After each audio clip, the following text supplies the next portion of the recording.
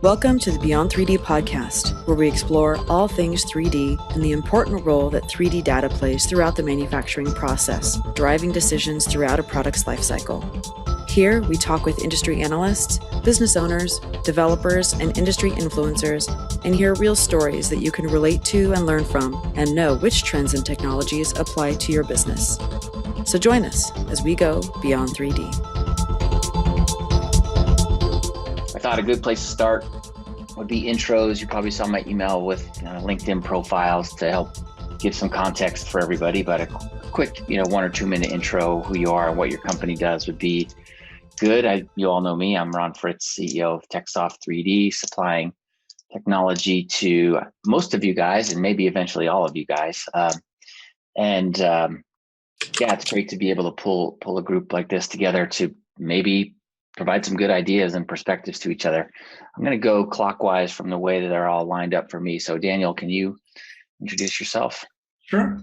Yeah, hello everyone. My name is Daniel. I'm located in Germany, and I'm the founder and managing director of a company called Elise. Elise is a pretty young startup founded 2 years ago with a big vision. We want to change the way how engineer works in the future. Probably some of you have the same vision.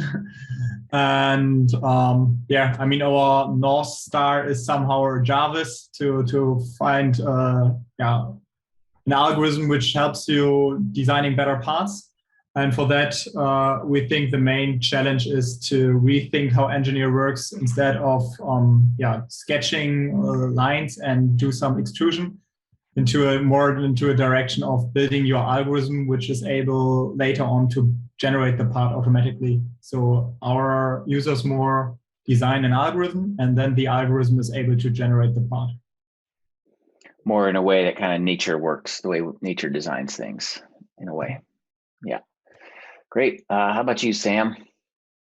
Sam Burgess, CEO of SamsonVT. We're probably just a little bit older than Daniel's gang, really, but not by much. And we've been going for about 3 years now.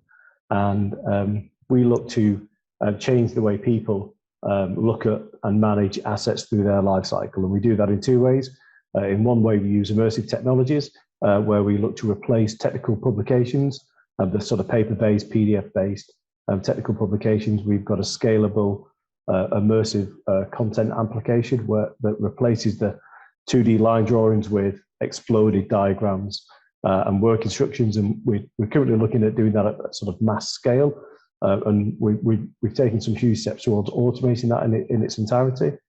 And the second way we look to sort of help organizations with their asset lifecycle management is with data science. And we've got a scalable anomaly detection application that we're working with a major FTSE 250 organization at the moment. That's Hopewell. We're on the verge of signing a contract that will mean that we're the sole provider of anomaly detection to this smart factory application, which has been a huge deal for us. So that's me. Great. That's great.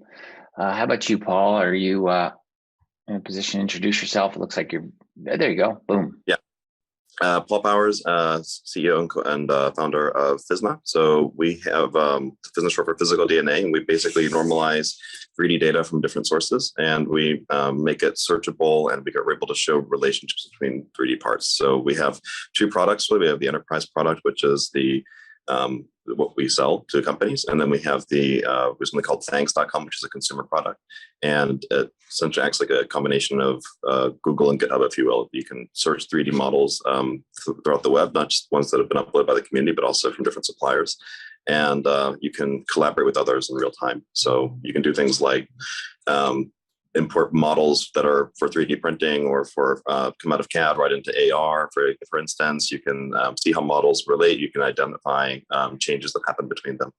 And that's been growing really quickly. So it's been a really exciting journey. Great. And you're based in Cincinnati, right? Cincinnati, Columbus, yeah. Gotcha. How about you, Mike? So I'm Mike Moceri. I'm the founder and CEO of MakerOS. We are essentially if Monday.com met with Shopify and with engineering quoting management software. So kind of bundle that up, and we provide the and all 3 of them had a baby together. Exactly. Come on, this is a family show, Mike. Usually, Ron, I say, Shopify, Monday.com, and Autodesk, but more recently I'm saying, well, no, TechSoft, because really TechSoft is the precursor to a lot of that stuff. So we provide the front-end business interface between clients and engineers, designers, and fabricators. So all of the intake of RFQs, RFPs, quoting, and all of the project management is shared in a client portal, and that client can see the progression of all their projects.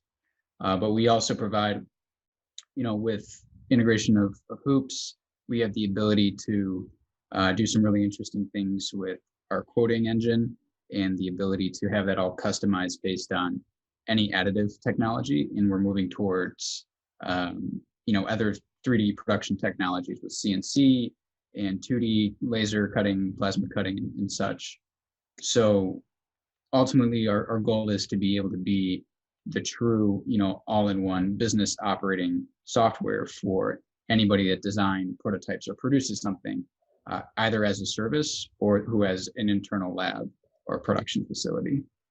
But the way that the company got started, I originally started a couple of businesses out of Chicago, where one of them was one of the world's first 3D printing retail service bureau, where we're all familiar with what happened in 2013 with the huge hype cycle and the bubble in the stock market with public companies. But the retail aspect was a lost leader to service the service bureau. And in that experience, I realized small fabricators have a hard time scaling their business. And usually the only way to do that is with CapEx of investing in more machines, people, or big infrastructure on software that's not custom fit for them. So that's when I moved to Detroit and started another company focused on aerospace, medical, and automotive for additive. And we prototyped the system internally for ourselves, which then we spun that out of that service bureau to be a SaaS product. Mm-hmm. Gotcha. So I know not every company is brand new. Like there was some pre-COVID times, there was during the COVID pandemic times, which I guess are not really quite over, but nonetheless, you were in a really interesting phase. Everybody was in a growth phase during the shutdown. I want to start with talking about company culture, something that I'm slightly obsessed with, and these early years are so important for kind of creating the flavor of that stew that's gonna, no matter what comes in later, that early culture really is hard to change. And so I'm interested to hear what challenges people had with how do you establish what's the culture of our company? What are we about when people are not really able to get together and you're kind of growing rather quickly? And then what'd you do about it? Anybody can jump in. I'll jump in first. So we sort of scaled on the 1st of April last year. We had like 3-4 people. We're now at 20, nearly 20. So we've when I say we're 3 years old, there was for about 2 of those years, there was probably like me and Ed, who's the other co-founder, chipping away. So we've really grown in the last 12 months, and I think it's probably fair being totally honest with ourselves. We don't know what our culture is yet because our culture has been so online that there's still people I've not met in the business who've been working for us for 7-8 months now, and I've still not met them in person. In the UK, I'm based in Manchester in England, and we're just starting to, or legally, we're not allowed back at home. We should only be in the office if absolutely necessary. So, and there's a lot of fear, I think, among people, certainly in England, that the second wave, obviously we've got very close ties to India and seeing the horrific scenes out in India at the moment.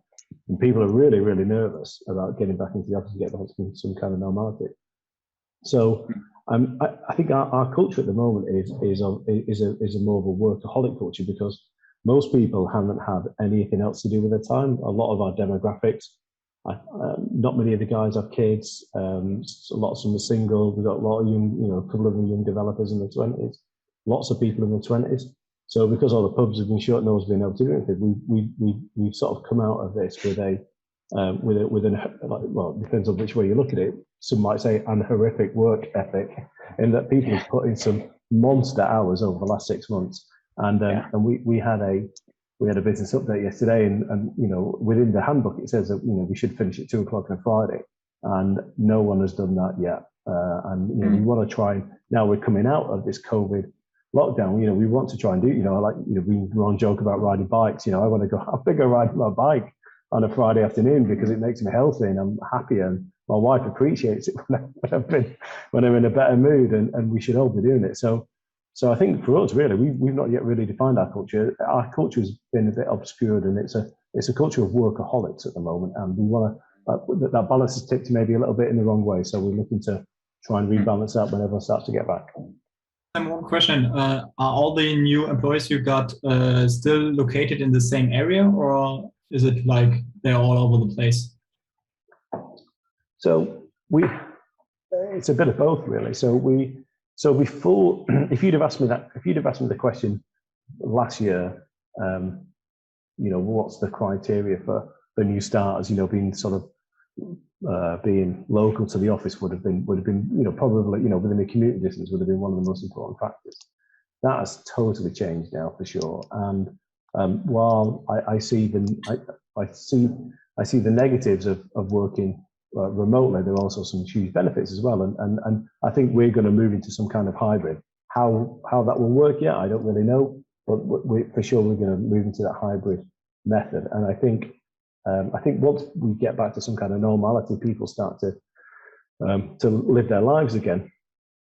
I think that will have a huge benefit. People not sat in traffic for an hour and a half trying to get into an office when they could work at home. That now just seems so ridiculous that we ever did that. In the times of the internet. So, and I wouldn't want to do that. So I wouldn't want to ask my guys on the team to do that. So, well, Paul, what's been your experience in terms of trying to say what's the FISNA company culture all about? It's been very similar in the sense that over the past year we've grown our team considerably. We're over 40 people, going on 50 right now, and when we started this, we were more like 20.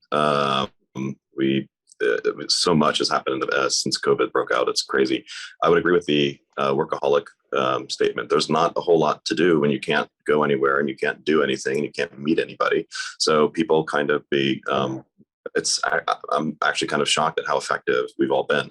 I definitely work just as hard, if not much harder, than I did before, because you don't even have the time driving to the office to not focus on work. I mean, there's always something I can be doing, and I think that's true for kind of everybody in the company. We've been very productive. I think what the culture has really been, I wouldn't say that we haven't found it. We have a culture, but and it's, I would say, one of what aligns us in the culture is, I think, the alignment in terms of the goals of the company. We're very ambitious. We're very hardworking, and we have really audacious goals, and we are really good at actually hitting those. And so when the culture that you have to have for that, I think, is the one that we've implemented, which is, we're very supportive of one another.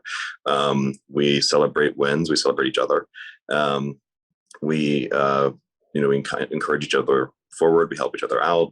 It's a very positive environment, but there are elements of culture that I can't say are present because you don't have them when you're working remotely. Like, you don't have the small talk interactions as much as you would have if you were in the actual office. So very, very similar experience throughout this whole thing. But I'm kind of shocked at how effective we've been able to handle it, and very similar to what he was saying in terms of our broken down. They're all over the country now, and I would say the overwhelming majority of our employees I've never actually met in person because I never had the chance to. Crazy. That is crazy. We'll come back to that in a minute on the hiring. But Mike, now that you took a sip of something and need time to swallow it, I'll stall for a second. How's it been at Maker OS in terms of, like, how do you, there's a way you want it to be, right? There's a way you want it to feel around there. How do you get that across in a virtual world? I mean, the funny thing is right as COVID was starting, Ron was in New York. You and I got lunch. Right. And like days before the world shut down. Worrying about shaking hands. So we were, kind of, right as you were, visiting our office in New York, we were just hiring quite a few new people in the pandemic. We had basically a week or two of people just onboarded, and then all of a sudden, they're now remote. So that kind of, it felt like there was going to be a wrench in the gears. I mean, their onboarding wasn't tough. It was more so just mentally for everybody adjusting to, what was going on, especially, being in New York and everything going on. But in general, I think, beyond that, the culture before and after has remained just being extremely adaptable for really whatever happens. So that's the advantage of, having a smaller team, but also the people that we look to hire have a proven track record or ability that have been in different hats. So I really like hiring developers or biz dev people or marketing people who have worked different roles other than what their main profession is, which allows them to essentially go from, marketing hat one day and then, going into development another day, which, through the pandemic, we obviously had, different issues with some of our customers going out of business and things like that. So that allowed us to more quickly identify, iterate, and test and adapt to different market conditions and then different needs that our clients needed or our different target audience. And some of our employees too, also left New York for a while. I personally left New York for a little while to go back to Detroit and ran the business literally out of closet. With everybody out of the apartment that we had in Detroit, and everybody else was just everywhere around the country. Sometimes I didn't even know where they actually were, which was totally fine. Everybody logged on, was doing their work, getting it done. And the way that we got through it was really, everybody's got a really great sense of humor about everything. So, we would always, we all love to try to make each other laugh. So every single morning we have this kind of a ritual where we try to send the funniest GIF you can find. It goes into the general chat in our Slack. And we have Game Time Fridays where people log on, we'll choose a game that we'll all play online together. So kind of good team bonding, which we did that even pre-pandemic too. So, even when we were in the office, it would be like one big LAN party, but that was easy to kind of transfer over culturally. And I think the other that we really kind of, or at least that I try to instill in everybody, is just trust in everybody. I think that's a huge deal because of, everything being so uncertain. Everybody's, worried about their jobs, worried about everything else going on in the world. And you kind of have to be, as a founder of the company, not just the stoic leader, but also the person in the trenches with them and everybody feeling like they've got their buddies back. So I think that's been the biggest advantage to us, other than adaptability, everybody just kind of trusting in each other. Elise, in terms of trying to make Elise something, you probably have a vision in mind, like we want this company to feel like this even as we get bigger. So Daniel, how did you guys deal with that? Yeah, we had one big advantage. 7 people of us, we already know each other since 10 years because we somehow are a spin-off from an institute. So we already know the culture between these 7 were already settled pretty much. For sure, we wanted to sharpen it, and we also hired a lot over the last year. So at the moment, we are roughly 25 to 30, a little bit depends if you count the freelancers as well or not.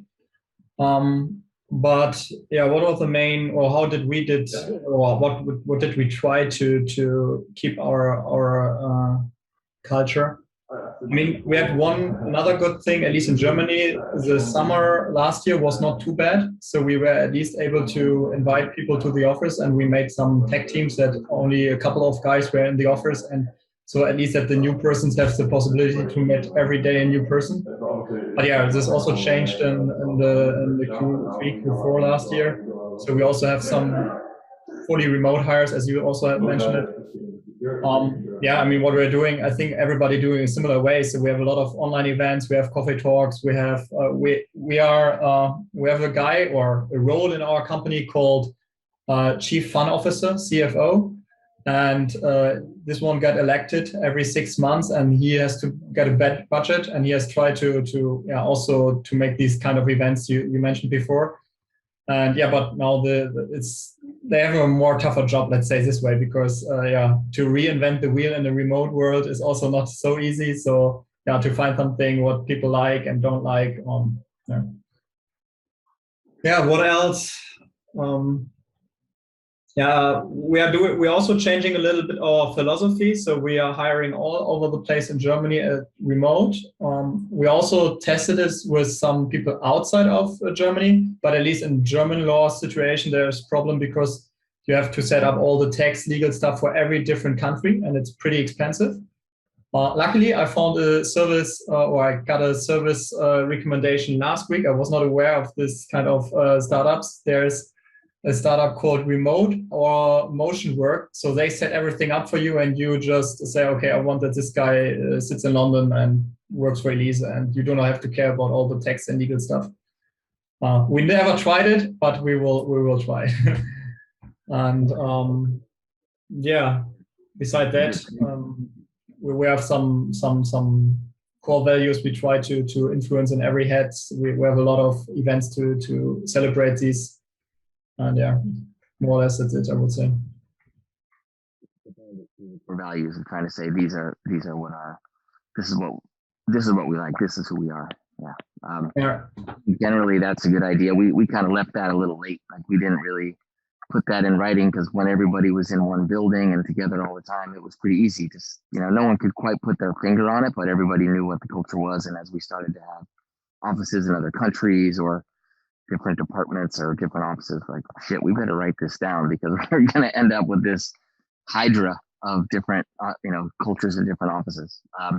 But a few of you mentioned hiring. So one thing that is true about hiring is that almost everybody believed that really you had to sit down in front of a candidate to really get to know and guide them. But there's also plenty of research that says we humans are really awful. We think we're way better than we really are at kind of assessing people and reading people.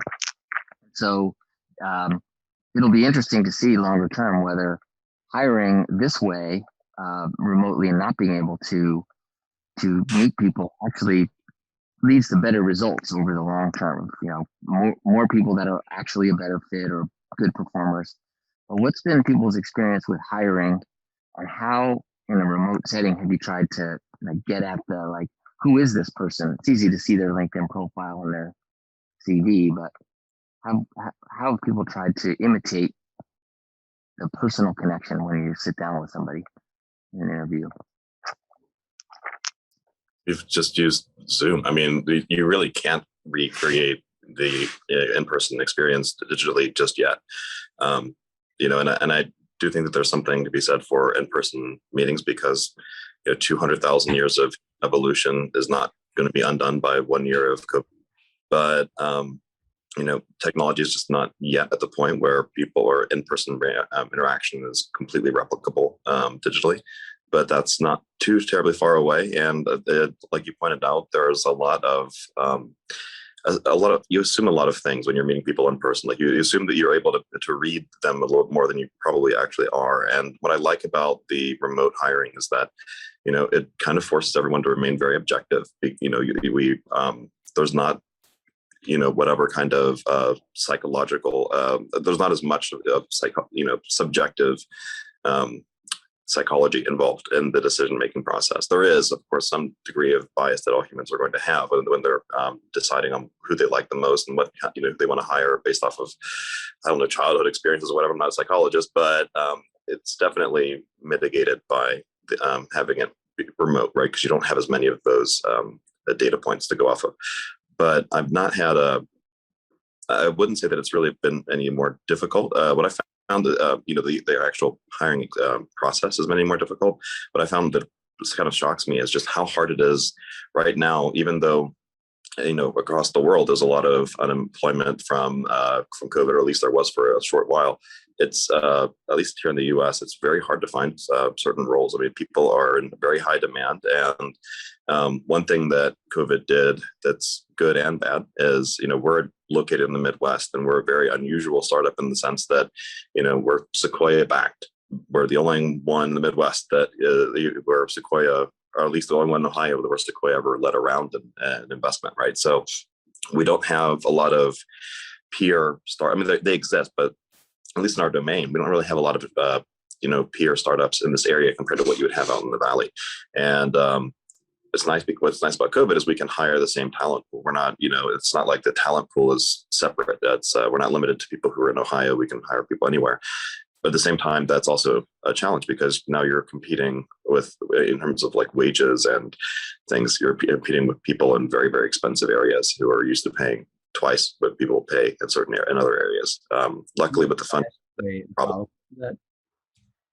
So since you raised, did you do that raise with Sequoia pre or post pandemic? During or post, yeah. Okay, so and with the hiring, I mean, we started initially out of the Midwest, and then we went out to New York. And the hiring obviously is much different, the in-person and such. Have you found that when in hiring remote and on either the coast that you're finding different talent pools, or are you finding different qualities of people, and even if it's related to the pandemic or not, of people moving out of or back into local areas? I wouldn't say that there's any one area where you see. I mean, there's definitely on the technical side, on the engineering side, just in the traditional tech hubs, you do see more talent because people, had to work there in the past. So if you want someone who's experienced and a very good coder, most likely they live or have lived at least in a tech hub like San Francisco or anywhere in the Bay Area in general, Austin, Boulder, Colorado, you name it. There's a handful of places, but outside of the developers, it's more of a mixed bag. You see people kind of all over the country who have, like in sales, for instance, being remote, if you're in a sales role for a SaaS company, is something that's kind of normal even pre-pandemic, right? There's a lot of remote people. So you find, great salespeople are located everywhere you can imagine. It doesn't matter really where they're located because they never had to be local to one area. Does that answer your question? Or yeah, what I find it's interesting. I mean, it just sparked a thought in my head where, when VCs are looking at different startups, obviously you being from the Midwest, and I know how hard it is to find, Midwest VCs, and, we looked all around too. But in part in valuations in how much you raise, if you're from the Midwest or whatever location you're at, is sometimes tied to your, your projections of who you're going to hire. And that's greatly tied to the location that you're physically at. So, I wonder either valuations or within the projections that people should really kind of start looking at either the high end of talent, since if you're looking everywhere else, like median salary for a mid-level or a senior level developer in Detroit is way, way different than New York or San Francisco, right? And what you would raise in order to get that type of talent is very different as well. So it's just kind of an interesting kind of puzzle to fit together. It's been a challenge, but we made it work. So what are your strategies on hiring? Are you doing, more active sourcing, or do you work with headhunters, or do you have a lot of inbound? So what is your strategy on hiring? A lot of, we do use headhunters, recruiters. We use a handful of recruiters for different roles. We're hiring an extreme pace. We've hired 20 people so far this year, in 2021 alone. So, and that's, it's almost like we're getting close to what would be like a 1-to-1 ratio, and it's actually probably is a 1-to-1 ratio over a 6-month period, like one new hire for every employee we had, within 6 months, I would say, of December. So that's kind of the projection that I have right now of how fast we're going to be hiring. And so to do that, you have to be very aggressive. We don't have a lot of inbound. We do have a lot of inbound applicants, but I would say that, the majority of people that we hire, we use recruiter. We have someone in-house who does a lot of recruiting for us, because recruiters are extremely expensive, and it made sense to hire somebody to focus on that and focus on HR. And so we've hired someone for that who's been helping. But it's a lot of outbound because the bar is really, really high, right? And so when you have inbound, I'm not saying that people who apply are bad, but they're looking for a role, and that sometimes means that on average, the pool that you're getting is not as as exciting of a group as the ones that you go after proactively. And so, while I don't really care what the source of somebody is, if we find a great candidate, I don't care where they come from, we'll hire them too. I would say the majority seem to be ones that we've reached out to. We also have a program in the company now that we've implemented recently where we have like a referral program where we encourage people to let their friends know about openings we have. Mm-hmm. A guy that gets a lot of things done sitting across from somebody with a pint in your hand, but you haven't been able to do that in the hiring process. And how have you tried to work around that or replicate that feeling? So for sure, if anyone's in Manchester, I do like a beer. So if you're passing this way, I will take you to a local watering hole if we're allowed to. But I spent a long time in the army before I started doing this, and I worked in some really high performing teams. I was in the special forces, so I've got sort of an element of understanding as to what works in a team. It's attitude for us is the big thing that we look for. So, having a base level of skill set that achieves a certain milestone that's relevant to that particular role. But for us, it's attitude. It's when, because we don't know what the answers are. We've got so many problems that we've overcome, certainly in the last 12 months, and we've got a million more that are coming our way. And there are generally two types of people. There are the type of people that would sort of see a problem and look to ask somebody for an answer. And then there's another type of person that will go, I've no idea what this is, and they will then go off and find out and work out. And that's an attitude. That's you can't measure that on a CV or where somebody went to school. And there are certain things you can extract from the CV to try and ascertain whether they've got that. Are they, as a person, been willing to put themselves outside of their comfort zone without being forced to do so is always a good indicator. So sports people generally can, high performing sports people that normally sort of fits that mold. Any sort of adrenaline type. We've got some climbers here who like to climb some crazily scary stuff, and they definitely like to they live outside their comfort zone on a regular basis.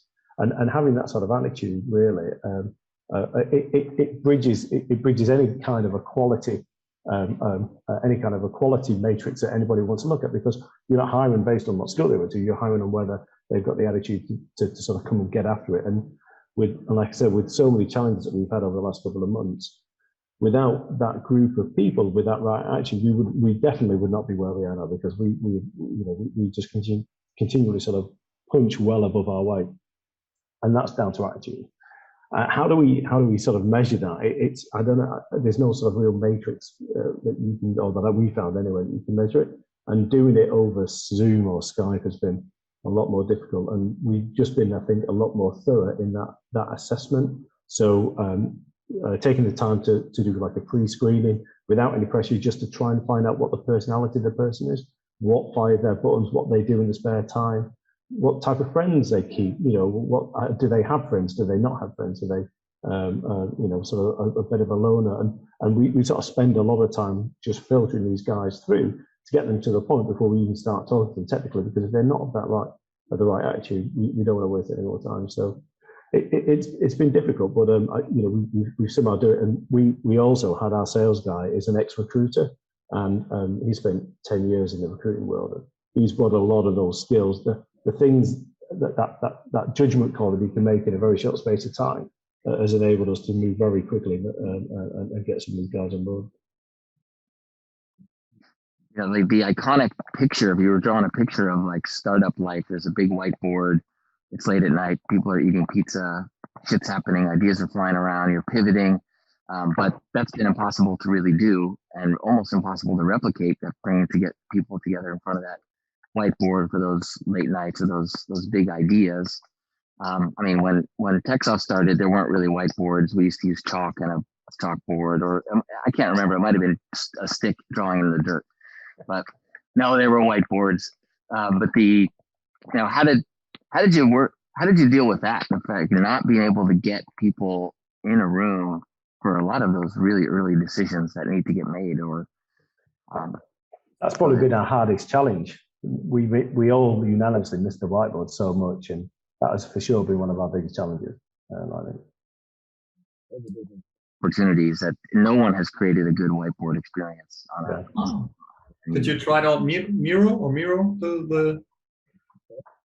Yeah, Mural was pretty good experience. It's not too bad. I mean, we also had the hassle with whiteboards, but we switched to it 2 weeks ago, and we already had 3 workshops with this tool, and it's the first tool where I would say it goes in the right direction for doing this design sessions and to work together, and you can link them with your Jira board and everything else. I mean, it's a pretty cool thing. They also have a startup program you can apply for it. Oh. I've not heard of these guys. I'll check them out. I will check them out. I think that the challenge, though, that we've seen is that what happens in online whiteboard sessions is it's the same 3 people that talk all the way through this, and you get lots of the guys who might not be as confident or as loud. I'm okay because I'm usually the loudest in the room, so I generally do participate. But you find that you'll always get corners that people can hide easier, whereas in a room it's a bit more dynamic. People are a little more relaxed, and you can get, we find anyway, you can get more people's voices that when you go online, people tend to just sort of stay back and stay a little bit quieter. I feel like that existed before. And when people were in the same room, though, a lot of people would, but I mean, you just have that same dynamic. You'd have people, 2 or 3 people who would talk a lot, and then a lot of people who would be very quiet. But I mean, so we've had to be very proactive in getting certain people to engage if they're very introverted, and I haven't seen much of a difference between online and in person for that. If anything, I think that they're a little bit less shy online than they were in person. There's a lot of the developers we work with, I'm not going to point anybody out individually, but just as almost like a rule of thumb, a lot of developers tend to be more introverted. So, group presentations, especially in person, seem to be something that kind of freak them out a little bit. So we found that to be really effective, you kind of want to keep that group size down, even whether virtual. Yeah, makes sense. We had the trouble in the first place of the pandemic season is that we sometimes had the situation, okay, there were a couple of folks online already, but there are still 3 in the room. In the office, and then you have this hybrid situation. And this is really crap, because then you have inertia in this room, and these 3 are talking, and you have the body language, and the outside world cannot really focus on it. So we came up with some, we call it guidelines for collaborating in remote sessions. So at least there's a rule in our company: when there's one guy from outside joining the session, everybody needs to join via his PC to just overcome this problem. And also, we have a rule that everybody needs to activate their webcam, because at the beginning it was still okay, I don't have to show my webcam. Or we're also dealing with a lot of huge companies in Germany, at least like the automotive sector. You still go in workshops where 10 people are there and you are the only one with the camera on, and you say, okay, what's happening here, man? If anybody's remote, everyone's remote, because then you end up with a 2-tiered system, like people in the room and the person out of the room. It's also a strange dynamic where people in the room, slowly but surely, if it's a powerful person outside the room, they're just talking to the person, like talking to the phone instead of talking to someone else. That is definitely an interesting dynamic that's very hard to work around. But Mural is a good suggestion. Go ahead. Oh, no, that's it. I mean, we have more the problem that our office, I mean, we got a new office in February last year, and we have to close it more or less in April. And the office space is pretty open. So I'm curious what happened when we're all back, because everybody is talking via Zoom or Teams all the time. So I think it will be very crowdy. So when everybody is we have just 4 meeting rooms, but already 30 people, and all are meeting virtually at the moment. I assume that will change a lot in the near future. But I don't know. I think Zoom is going to replace lots of face-to-face that we were doing that we didn't really need to get on a plane for certain things. So in the time we have left, let's imagine that it's 10 years from now. There's another pandemic, COVID-25 or COVID-29. Hopefully not, man. Yeah, hopefully not. There's someone that that's in the startup phase of a company, and they say, oh shit, like what's going to happen? What's your advice for me? You've lived through this. What would your advice be? What would you tell them? like focus on these things, or what would be your advice just for somebody going through what you've just gone through and are still in the middle of? My advice would be don't get distracted. Just because a situation comes up doesn't mean that you need to rush and address and be the hero of the thing. I mean, this is a thing that we did. I mean, it initially started as just a side project that one of our developers was really interested in. And we started this thing called Makers Against COVID, where we had this network of people using our software, and we wanted to, get people who needed PPE equipment and, fit them with our folks. And we, spent a couple of weeks, prototyping and pushing out an MVP with that. The issue is that pushed our timeline off for our core product development, even though it was innovative. I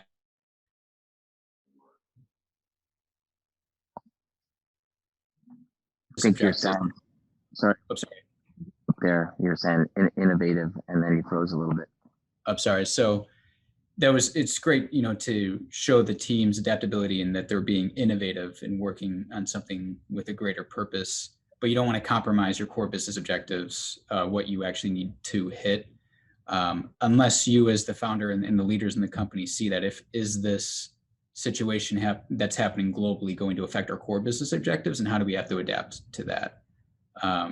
So I think just focus and being much more strategic minded instead of reactionary is extremely important.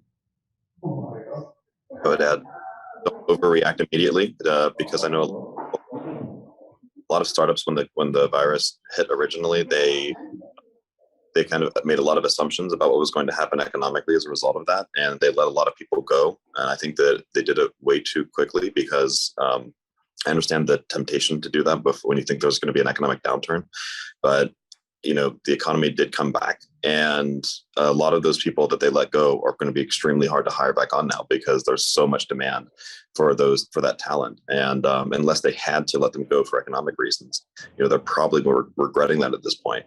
The other thing I would say is take the virus seriously and focus on the well-being of your employees, and they will.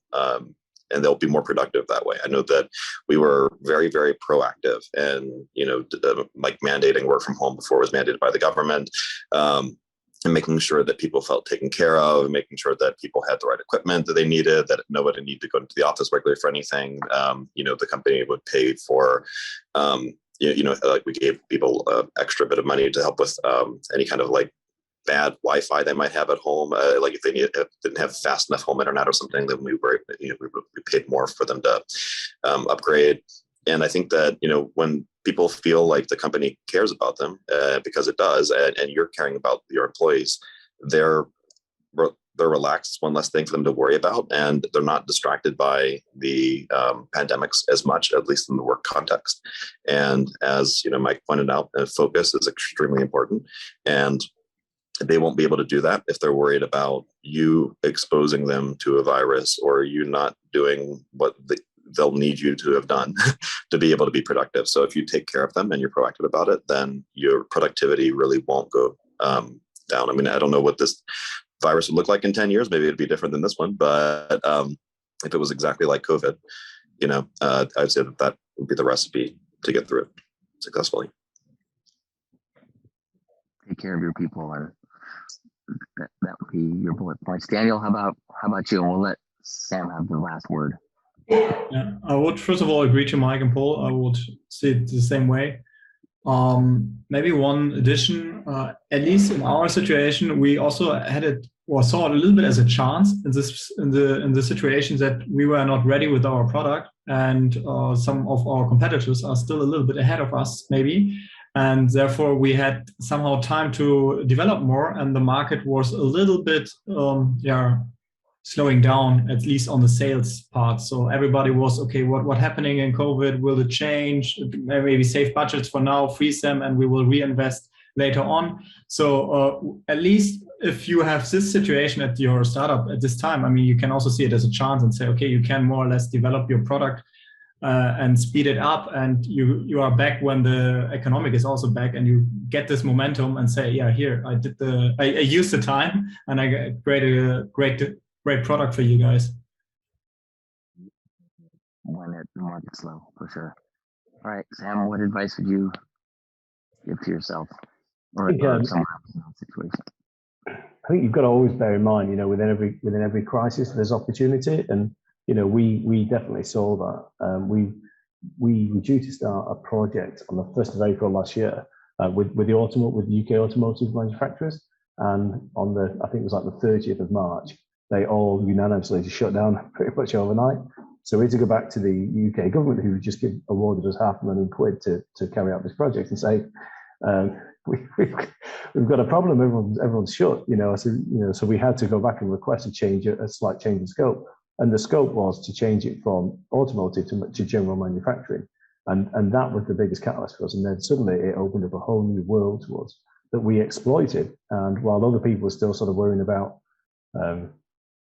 what the impact of COVID was going to be, we were out charging after people. And fast forward 12 months, like I said at the start of the call, we're about to sign this. If 12 months ago you just said we're about to sign this contract, on no level would that have even crossed my mind. I mean, it was just so ridiculous, and it's because we took the opportunity in the crisis, and that's what I'd say to anybody. You said you had a story about where you're sitting. Do you want to?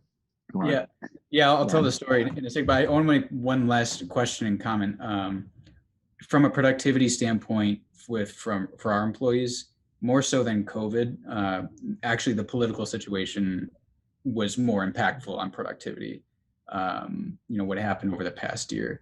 I think partially because once COVID hit, there was a period of, okay, like we're getting a handle on this, we're safe at home, we're just going to stay put, and we're going to be safe, as opposed to the political situation. All of our people are, very intelligent people and active, and that, I would say, hopefully COVID doesn't happen, but also hopefully global stability and stability at home politically is a major objective for productivity. That compounded on each other definitely hurt, but the political situation definitely was worse. Really, you would say? I've only watched from afar what's happened in the US, and I've spent so much time out there, and I've got lots of American friends, and it's been astonishing what I've seen over the last 12 months. Yeah, well, I think the part of the biggest reasons are one, our team is very, very diverse. So, I mean, we have people from a lot of different backgrounds that, were affected by, what happened in May, June of last year with George Floyd, and people being very active and wanting to be involved with their communities with all that.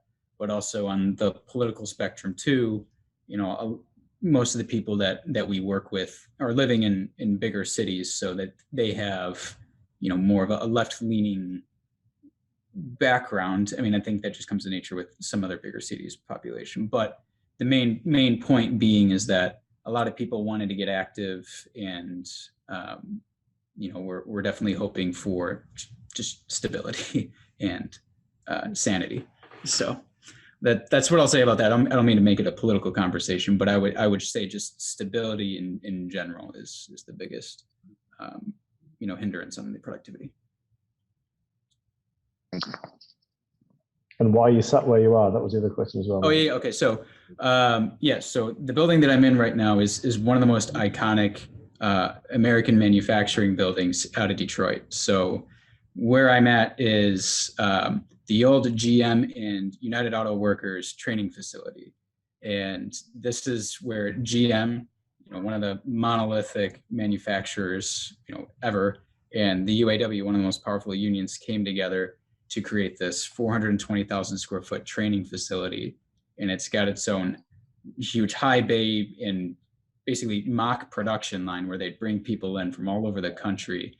So there's all these robotic arms, stampers, these gigantic pieces of equipment. And, with the dissolution of their partnership because of what happened with the UAW and with the pandemic, this building was up for sale. And, I've had the pleasure and the opportunity to basically work out of here just on my own. So it's interesting being part of, manufacturing legacy, as all of us are kind of in that engineering spirit, and kind of being part of the new wave, and hopefully, new methods will prevail in management, because that is, we've been talking a lot about management and how to adapt and run our businesses in this conversation. So hopefully those types of things will be mended here. It looks like a very big building on your own there, Mike. I'm just looking at it now. But anyway, I know that your time is super precious. I hope it was a useful conversation, that some good connections were made. And yeah, thanks a lot for joining. Have a good rest of your week, and good luck with all of your efforts at hiring, finding customers, getting funding, making great products, and all that stuff. Great stuff. Yeah. Thanks, Ron. Cheers, guys. Thank you for joining us on the Beyond 3D podcast, hosted by TechSoft 3D. Be sure to subscribe on iTunes and leave us a review, or subscribe on SoundCloud. To listen to past episodes or learn more about TechSoft 3D, visit www.techsoft3d.com/blog. Send us comments and suggestions at info@techsoft3d.com. Thanks again for listening, and we hope you'll join us again on the next episode of Beyond 3D.